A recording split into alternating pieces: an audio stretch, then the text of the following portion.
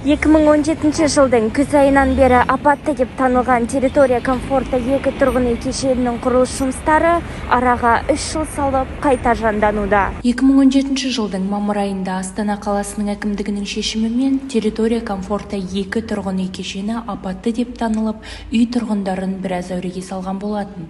Бұл жағдайдан кейін араға 3 жылдан астам уақыт салып, үйдің құрылысы қайта жандана бастады.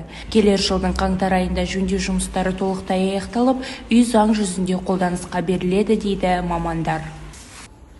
Мен осы жерде қаншама жыл болды тұрғаныма, және осы жерде көп зат құлап кетуі мүмкін, ремонт болып жатыр. Шыққан адамға бастарына зат құлап кетуі мүмкін.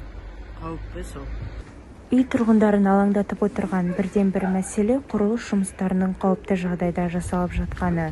Дегенмен суық ауа райына қарамастан қарқынды жұмыс жасап жатқан құрылысшыларды бұл мәселе алаңдатпайтын сияқты. Нұр-Сұлтан қаласында құрылысы бітпеген тұрғын үй кешендерінің саны биыл 500-ге жеткен. Бұл санды азайту мақсатында бюджеттен миллиардтаған қаржы бөлініп жатыр дейді қала әкімшілігі. Айдана Жеңісбаева, арнайы сабақ үшін.